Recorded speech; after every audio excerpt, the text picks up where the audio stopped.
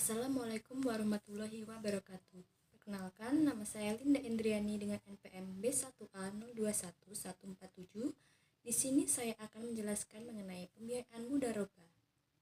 Selamat menyaksikan. Yang pertama adalah mudharabah.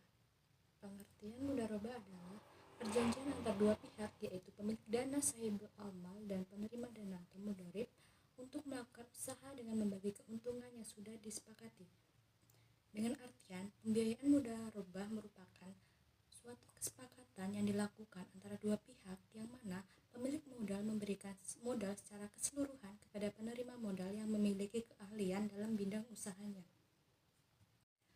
Mudharabah dibagi menjadi dua. Yang pertama, mudharabah mutlaqah, yaitu kerjasama antara sahibul amal dengan mudharib yang cakupannya sangat luas dan tidak dibatasi spesifikasinya, waktu, jenis usaha, dan daerah bisnisnya. Yang kedua, mudharabah muqayyadah, kebalikan dari mudharabah mutlaqah, yaitu dibatasinya spesifikasi, waktu, jenis, daerah, dan bisnisnya. Adapun unsur-unsur akad mudharabah, yang pertama ijab qabul, yaitu pernyataan kehendak antara kedua belah pihak. Yang kedua, adanya dua pihak dengan syarat cakap hukum secara syar'i dan memiliki kewenangan memberi kuasa. Yang ketiga, adanya modal dengan syarat modal harus jelas berupa uang bersifat tunai, modal diserahkan seluruhnya kepada pengelola. Yang keempat, adanya usaha al-ma'al, semua usaha yang menguntungkan dan tidak bertentangan dengan ketentuan syariah. Yang kelima, keuntungan dibagi berdasarkan kesepakatan di antara pihak. Selanjutnya, kesepakatan kontrak.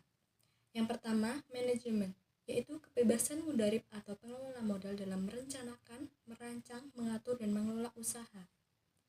Yang kedua, tenggang waktu. Hal ini diberikan agar mudharib atau pengelola bertindak efektif dan terencana. Yang ketiga, jaminan, untuk berjaga-jaga ketika mudharib melakukan kesalahan atau penyelewengan. Adapun kesepakatan kontrak mudharabah yang menjadi hukum tersebut membawa beberapa implikasi, yaitu 1. Mudharib sebagai orang yang dipercayai karena sudah diberikannya modal. 2. Mudharib sebagai wakil sabil amal. 3. Mudharib sebagai mitra dalam laba karena akan mendapatkan laba dari usaha yang telah ia lakukan dan disepakati. Adapun mudharabah yang dipahami oleh umat Islam sekarang ini memiliki dua makna, yaitu mudharabah sebagai sistem. Hal ini menjadi pedoman umum bank syariah dalam melakukan berbagai transaksi produk perbankan yang telah tersedia. Kemudian, mudharabah sebagai produk dibagi menjadi dua, yaitu penghimpun dana dan pembiayaan. Penghimpun dana dibagi menjadi tabungan berjangka, deposito biasa, dan deposito spesial. Sedangkan pada sisi pembiayaan ditetapkan untuk pembiayaan modal kerja dan investasi khusus. Berikut skema mudharabah dalam bank syariah. Yang pertama, bank menyediakan modal atau sahibul mal, nasabah menyediakan keahlian mudharib. Keduanya menyetujui rasio bagi hasil.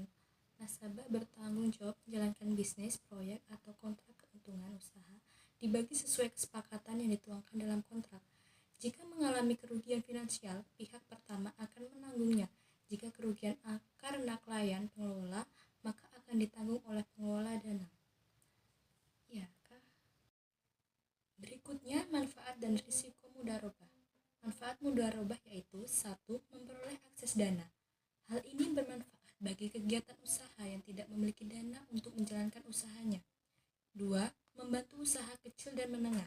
3. Potensi keuntungan lebih tinggi.